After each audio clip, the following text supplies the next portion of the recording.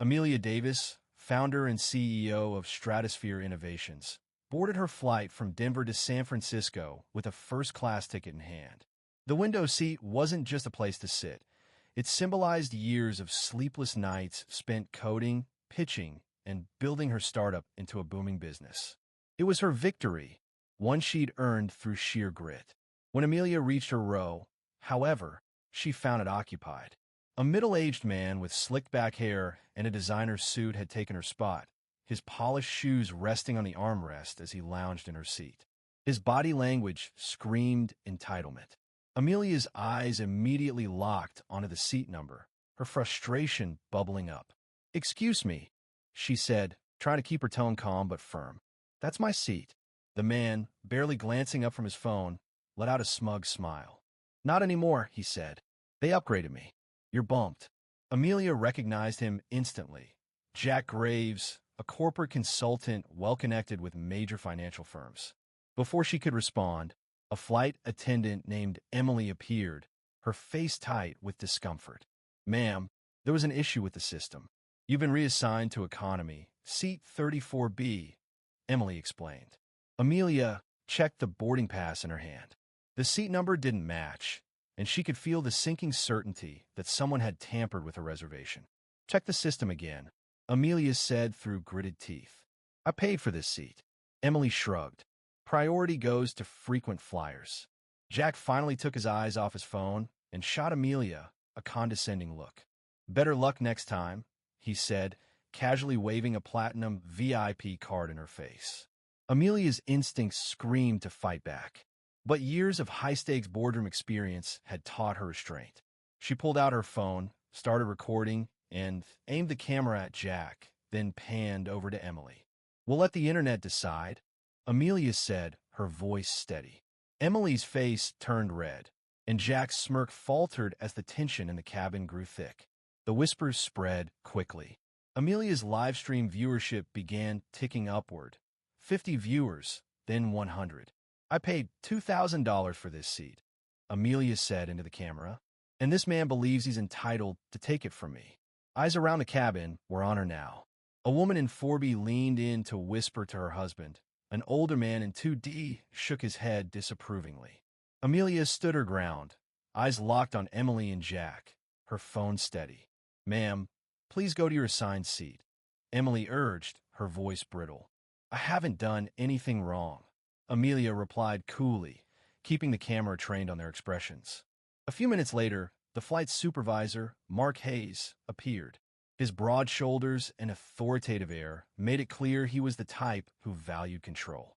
His eyes locked on Amelia with an intensity that could be felt from across the aisle. "What's going on here?" he demanded, his voice booming. "My seat was taken from me," Amelia explained calmly. "And your crew is complicit in this." Mark clenched his jaw. "Stop recording and sit down, or you'll be escorted off this flight," he threatened, but Amelia was unmoved. She had dealt with worse before. Investors who didn't believe in her, partners who tried to undermine her. She could handle this. "Remove me for what?" Amelia said louder now. "For standing up for what I paid for." The livestream viewership hit 500. Comments flooded in, "Stay strong. Expose them." Jack crossed his arms, a disinterested smirk still playing on his lips, while Emily fidgeted nervously with the drink cart. A young woman in 4A spoke up. "That's not right, is it?" she said, looking at her daughter beside her. An elderly man from 1M muttered, "You can't just do that." Mark leaned in close, his voice low and threatening. "Last chance," he warned. But Amelia stood her ground. "You can't just rewrite the truth because it's inconvenient for you," she shot back, her eyes narrowing. Her live stream hit 1,000 viewers, then 2,000 as the tension mounted. The plane hit a patch of turbulence, but Amelia didn't flinch. Mark quickly glanced at his phone and slipped it back into his pocket. Amelia noticed the words on his screen, "Handle quietly." A chill ran through her. This was an accident. This was deliberate. "Get the captain," Mark ordered Emily, who hurried off to the cockpit. Amelia's pulse quickened. Jack's grin grew wider. "You're making this interesting," he said, a gleam of amusement in his eyes. Amelia wasn't here to entertain. She was here to make sure they knew who she was. The captain, Michael Davidson, appeared shortly afterward. In his late 50s, with graying hair and a no-nonsense attitude, he surveyed the scene. "What's going on here?" he asked sharply. Mark spoke first. "She's causing a disturbance and refusing orders." Amelia held up her phone and stared at Michael. "I'm recording everything. I've done nothing wrong." Michael barely looked at her. "Sit in 34B, or we'll land this plane right now." Her live stream climbed past 2,000 viewers. Amelia whispered under her breath, "They picked the wrong person today." Mark barked into his radio, instructing to prepare for an emergency landing. The passengers around Amelia gasped. Amelia turned the camera on herself. "I'm Amelia Davis, CEO of Stratosphere Innovations. I'm being threatened with removal because I refuse to give up a seat I paid for." The numbers skyrocketed. 5,000 viewers, then 10,000. The plane began its descent, and Amelia's stomach churned. She wasn't being escorted off for nothing. This was a deliberate attack. When the plane landed in Boise, Idaho, 2 officers were waiting for her on the tarmac. Amelia was escorted off the plane, her phone still in hand. Jack watched from the window, smirking, while Emily wouldn't even meet her gaze. Mark had a cruel smile on his face as the officers led her into a holding room. "This is a setup," Amelia said, showing the officers the evidence on her phone. Officer Barnes, a tall man with a buzz cut, slapped the phone from her hand. "You're being arrested for disruptive behavior," he said. "For what?" Amelia asked. Mark's voice came from behind. "She assaulted a passenger. Provoked the crew." Amelia's blood ran cold as the pieces fell into place. Jack's smirk made sense now. From inside the terminal, a voice shouted out. "That's not true." It was Clara, a woman Amelia had spoken to earlier. "I saw everything, but it didn't matter."